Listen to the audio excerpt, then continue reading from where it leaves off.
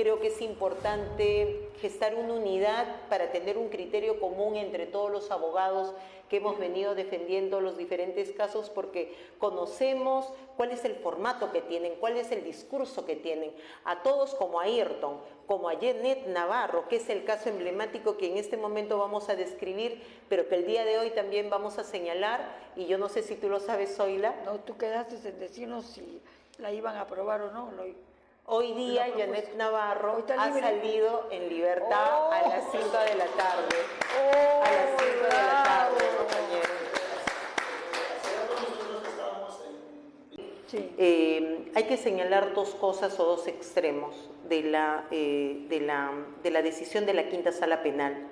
Que no, en cuanto a los fundados y graves elementos y los arraigos, llamados arraigos, en cuanto a los arraigos, ha reconocido que Janet efectivamente, como lo sostuvimos, Janet tenía todos los arraigos, siempre lo tuvo familia, tuvo domicilio y tenía un trabajo en el que estaba en proceso de acceder y que, como miles de profesores docentes contratados, estaba en ese proceso, no podía firmar el documento, es más, porque estaba presa, claro. Pero ya había salido inclusive su resolución en medio de las audiencias, en medio de todas estas diligencias de prisión preventiva. Entonces, reconoció los arraigos de Janet, pero solamente ha dicho que la Fiscalía ha sido o es subjetiva cuando señala que perdió los arraigos porque viajó. Pero ¿puedes aclarar un poco por qué cosas entró presa Janet, para que se entienda un poco qué cosa era lo que le faltaba, qué cosa le dijo la jueza que la condenó? Exacto. La juez intervienen a Janet Navarro cuando estaba en las inmediaciones del aeropuerto, señalando que ella había cometido el delito de disturbios y el delito de organización criminal. Organización criminal porque era parte de una mafia, de una red, de una organización que estaba ocasionando todos los desmanes, entre comillas, en todo el país, y que lesionaba gente, que causaba daño a la propiedad, y que ella era la causante de todo porque era parte integrante. Primero dijo que era financista de esta organización, pero en el transcurso, en el desarrollo de las diligencias, señaló que era la intermediaria de los financistas. Entonces son dos delitos que le imputaban a Janet: el delito menor de 6 a 8 años en cuanto a las penas, el delito de disturbios, y el delito de organización criminal sí tiene algo de 30 años, me parece. Entonces fueron dos delitos por el que le procesaron, pero en la decisión de la juez ella detecta que en cuanto al delito de organización criminal no ha sabido la Fiscalía sostener ni siquiera los elementos mínimos normativos que se necesitan para señalar la posibilidad de un delito de organización criminal. Entonces, no habían 3 personas procesadas, no había un tiempo exactamente donde supuestamente se había gestado la organización criminal, no había cuál era la función exacta que cumplía la señora Janet Navarro, no había una ubicación en la estructura que tenía que ver con una especie de organigrama. ¿Dónde está ella ubicada? ¿Arriba, abajo, en el medio? No había eso. Y mucho menos dijo que inclusive la finalidad de esta organización criminal, el objetivo criminal era la libertad y la restitución de Pedro Castillo, cuando sabemos que ese es un argumento y un deseo que legítimamente puede tener cualquier peruano, nos guste a algunos o no nos guste, es legítimo, porque eso no es un crimen, ¿no es cierto?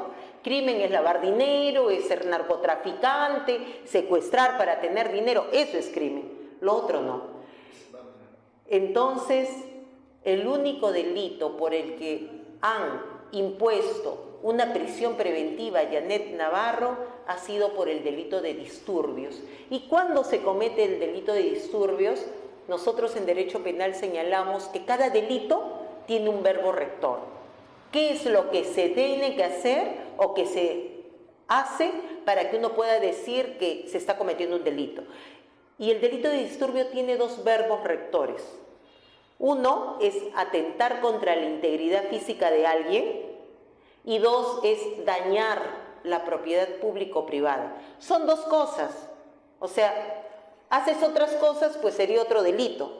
Pero si tú atentas contra la integridad de alguien o dañas la propiedad, cualquiera de los dos, o los dos, estás cometiendo el delito de disturbios. Janet Navarro ha sido detenida en medio de una manifestación. Ella, es más, ni siquiera estaba en la manifestación. Y nosotros lo hemos sostenido ahí porque estamos buscando el video que registraría la forma como realmente ha sido detenida Janet Navarro, y con eso vamos a demostrar la mentira de la policía, que por directivas políticas ha dicho que a ella la han detenido asusando. El mismo formato que Ayrton Pérez, el mismo formato que Giancarlo Subillús, al que le quisieron imponer 9 meses, asusando delante de una turba y tirando piedras a los efectivos policiales. Lo mismo. A Janet se le detuvo en realidad sentada en el GRAS pensando en el resultado del test de embarazo que se sacó un día anterior, comiendo una manzana. Esa es la realidad. Entonces, no hay en los 2000 folios de la carpeta fiscal un solo informe que nos diga cuál es la supuesta propiedad dañada. ¿Tiene 2000 folios ella? 2000 folios aproximadamente tiene su carpeta fiscal. Increíble. Y tampoco han sacado las fotos de... Nosotros tenemos un celular, todos los grupos al que pertenecen, al que te involucran, porque te agregan a grupos y tú a veces no te sales hasta para que no piensen que tú estás desairando a alguien. Le han tomado registro de todos los grupos, de todos los mensajes, y ella tiene 2000 folios. Entonces, no hay ningún informe que registre, que señale cuál es la propiedad dañada. No hay propiedad dañada en ese supuesto atentado, supuesto intento de toma del aeropuerto. Y la única persona que sale lesionada, entre comillas, porque a los 3 días va a declarar con un rasguñito acá, que cualquiera nos podemos hacer cuando nos rascamos, fue al médico legista 16 horas y media después del supuesto atentado que tuvo, la supuesta agresión. Y encima, cuando da su manifestación, dice que no conoce a la señora Janet Navarro, que nunca la vio, y dice que su agresor fue un hombre de 1,80 m, moreno, alto. ¿Qué tiene que ver eso con la señora Janet? Nada. Entonces Janet Navarro no atentó contra la integridad física de nadie y no dañó ninguna propiedad. Sin embargo, la sala ha dicho que sí existen los fundados y graves elementos de convicción que ha dicho la juez, pero no se ha pronunciado sobre 3 cosas que me parece grave. No se ha pronunciado con respecto a la decisión de reconocer a Cirilo Jara, que era su coimputado. A él le reconoció los arraigos familiar y domiciliario porque realmente los tenía. En el caso de Janet Navarro, dijeron que ella los perdió porque viajó, porque es madre y como madre viajó y dejó sus hijos y dejó su casa. Entonces, ahí Mujer y Sociedad debería tener un pronunciamiento de por qué. Lo hicimos. Qué bueno, Zoila, qué bueno. Porque ¿por qué a una mujer que viaja y decide puede estar manifestándose? Janet no lo ha negado y tampoco lo ha confirmado, porque ella se ha acogido a su derecho constitucional al silencio, que no puede jugarle ni en contra ni a favor. Es un derecho que ella tiene. Pero a Cirilo no le han dicho que viajó y a él le reconocieron los arraigos desde el principio.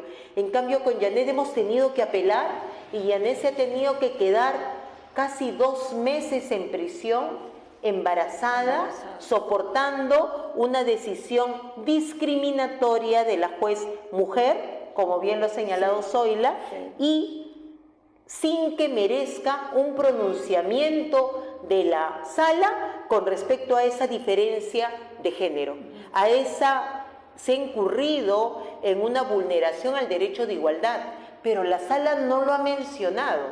La sala solamente ha dicho que la fiscalía es subjetiva, pero no ha dicho ni siquiera que el juzgado es subjetivo o que la juez es subjetiva cuando decide. Entonces se siente una especie como de blindaje a la juez porque esa decisión para nosotros era muy importante, inclusive hasta para presentar una denuncia por prevaricato, porque acá se ha violado principios legales importantes. Tampoco se ha pronunciado sobre cómo es posible que si este pronunciamiento solamente ha sido por el delito de disturbios, ¿por qué le impone 30 meses? Claro. Sí, la ley, el artículo 272 del Código Procesal Penal, dice que cuando es solo por un delito común, el máximo de prisión preventiva puede ser de 9 meses. Cuando es un delito de investigación compleja, un delito complejo, un proceso complejo con varios delitos, entonces puede ser un máximo de 18 meses. Y solo en caso de organización criminal 30. ¿Por qué le impone, 36 meses el máximo? ¿Por qué le impone 30 si acá la misma juez señaló que con respecto a organización criminal no habían elementos normativos ni siquiera y que solamente se estaba circunscribiendo el delito de disturbios? Sobre eso la sala no ha dicho nada. Y finalmente nosotros hemos demostrado, y ustedes deben haberlo visto, y díganme si no han visto el caso de Janet Navarro en Canal 2 o Canal 5, cuando sale que hay una profesora cercana a Castillo y cuando ella está preguntando, está intervenida. ¿Y ese video de dónde salió? Si la policía ha señalado que no filmaron la intervención. Sin embargo, se logra ver en el reportaje que Janet le entrega el DNI a la persona que le está filmando. ¿Ustedes creen que la policía va a hacer una intervención y va a permitir que cualquier tercero venga, filme y reciba el DNI de Janet Navarro? Entonces, pero sin embargo para la juez fueron fundados y graves elementos de convicción, casi como si se pudieran sentenciar con ellos. Así dice el Acuerdo Plenario 1 del 2019, que casi con los elementos de convicción para imponer una prisión preventiva se pueda sentenciar a la persona. Entonces, digo yo, ¿por qué la sala no se ha pronunciado sobre el video, sobre el máximo de 9 meses que podía imponer solamente por el delito de disturbios y sobre la discriminación que se habría ejercido? Y no es una mera o exclusiva subjetividad de la Fiscalía. No ha mencionado en este caso a la juez. Entonces, es preocupante, pero más allá de eso, queremos quedarnos con la decisión que le otorga la libertad, que sí le está variando a una medida de comparecencia con restricciones, donde Janet va a señalar o a informar dónde está, o en todo caso que no salga sin avisar de su radio del domicilio y esas cosas que nosotros ya sabemos, ¿no? Entonces, nosotros siempre nos allanamos a que pudieran haber restricciones porque ella es una señora embarazada, ella no va a viajar al exterior, no va a estar viajando a todos lados, ella va a cuidar su embarazo y va a continuar su trabajo al que postuló desde el mismo 9 de diciembre. O sea, la señora cuando vino a Lima ya estaba en su proceso de postulación, ¿no? Entonces es docente contratada. Entonces, hermanas, hermanos, este ha sido un proceso que el día de hoy nos ha dado la satisfacción que hemos podido revertir en cuanto a la prisión preventiva de la medida. Janet está con mucha temple, está muy fortalecida. Obviamente su principal preocupación ha sido su embarazo. Janet en prisión se enfermó, tuvo infección urinaria y que sabemos todos, las mujeres sobre todo, que es una de las principales causas la principal causa de aborto espontáneo. Para nosotras es un peligro y aparte de eso ha sobrevenido en ella una situación de cálculos vesiculares y cuyos dolores obviamente han significado que ella tenga que estar con inyecciones para el dolor. Ahora va a tener una atención de calidad en casa, en familia, va a afrontar este proceso con la convicción y la certeza de que ella no ha cometido ningún delito, que ha ejercido su derecho a la manifestación. Hasta el momento se ha acogido al silencio, pero eso en su momento vamos a revertirlo y vamos a presentar los documentos de defensa que van a demostrarlo. en su oportunidad, y el día de mañana estás invitada, esperamos tenerte, Zoila, con Janet, vamos a organizar desde ahora y invitamos al hermano y a todas las hermanas mujeres y varones que están acá presentes a una especie de conferencia de prensa, le dicen, con la prensa alternativa, que es la que principalmente nos interesa.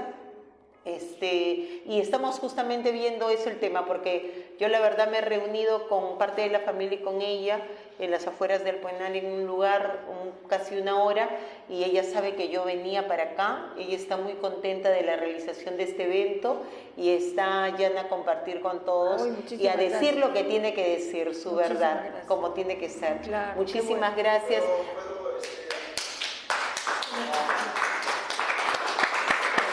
Si me permites, hermano, quiero terminar esta exposición con algo que me parece muy concreto. Primero, saludar, agradecerte, Zoila, felicitarte por este ciclo de conferencias que he visto que estás haciendo en diferentes temas. Tiene que ver mucho la participación de las mujeres, pero creo, me siento comprometida a señalar algo que he venido señalando en diferentes momentos, y es el tema de que yo siempre he peleado porque a las mujeres se les reconozcan en su papel que ejercen como ciudadanas, en el ejercicio de su ciudadanía, y que la ejercen de una manera especial, contundente, categórica, bajo preceptos políticos claros, que buscan verdaderamente un cambio de nuestra sociedad a partir del análisis y el diagnóstico del Estado, de la estructura del Estado que nos enmarca y de lo que realmente queremos combatir y cómo vamos a revertir, tiene que ver con ese análisis.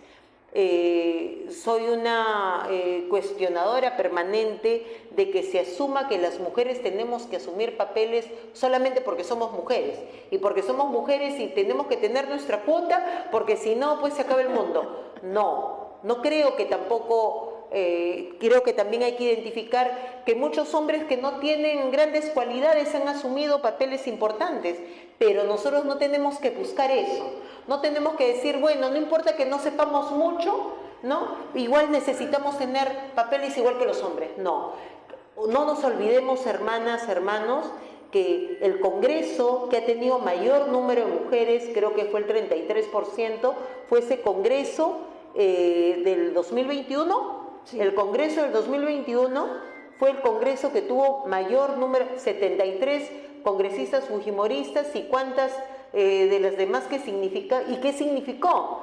Fue el Congreso más desastroso de la historia, porque ¿qué tipo de mujeres se involucraron? Entonces, no es un tema de ser mujeres o de ser hombres, o en todo caso no basta ser mujeres. Hay que ser mujeres con principios, con las cosas claras, comprometidas, compañeras, compañeros. Las emergencias como las que hemos vivido en este momento, este proceso, esta coyuntura, no nos avisó. Nadie estudió un curso de cómo resolver este tema. Yo no sabía que iba a involucrarme en un 24/7 en este proceso de defensa. Claro. Fue la necesidad del momento, y seguramente no era especialista en temas de disturbios, en temas de las comisiones. No era una especialista en esto, pero la necesidad, y ahí sí creo, compañeras, que las mujeres que estamos comprometidas podemos direccionar esa energía que tenemos, eso que somos leonas cuando defendemos a nuestros hijos. Si vemos a estos hermanos como nuestros hijos, y creo que en caso particular lo he hecho así, se hacen este tipo de defensas, y si no es en el aspecto legal, será en el aspecto de la atención médica, y si no, será en el aspecto de llevarles la comida, y si no, será en el agua, y si no, será de otras formas, como conseguimos los recursos para atenderlos, para apoyarlos, para que viajen, para que... Hay 1000 formas. Acá de lo que se trata es que nadie se quede al margen. Yo con eso termino esta exposición, reiterándote mi agradecimiento y mi respeto a ti. Soy víctima y felicitación. Gracias. Bueno, yo quiero felicitar a nombre de todas nosotras y nosotros a Janet, porque se ha batido realmente con todo lo que nos ha informado, pero especialmente cuando me enteré de que ella era la abogada de Janet Navarro, yo, bueno, entusiastamente dije, ella es la persona que nos tiene que indicar los pasos, y justo tú estabas en esos casos, en esos momentos que me dijiste que ibas a ir a la fiscalía, que tenías que hacer varios trámites por Janet, ¿no? Porque el caso de Janet es casi un poco aterrador para ser mujer, ¿no? Mujer joven, mujer de provincia, mujer que manifiesta, mujer que organiza bien sus recursos de apoyo para los demás porque era la responsable, y al mismo tiempo estaba embarazada. Y 2 años y medio le daban de prisión solamente por haber marchado. Eso era inconcebible, ¿no? Y bueno, yo estaba muy, muy contenta cuando te conocí y supe que tenías el caso de Janet Navarro, y ahora lo has contado el de los otros compañeros. Y te felicito porque tienes tú en la mano y en la memoria todas las normas jurídicas penales que en estos momentos se necesitan, ¿no? Que en estos tiempos, porque ese es un tiempo, digamos, histórico, no sabemos cuánto más va a durar, pero estás tú ya entrenada para darte a la lucha jurídica, ¿no? Que creo que todo el movimiento social de estos tiempos lo requiere, y te felicito fuertemente. Y no solo eso, de alguna forma eres mujer también, ¿no? Listo. Gracias. Gracias.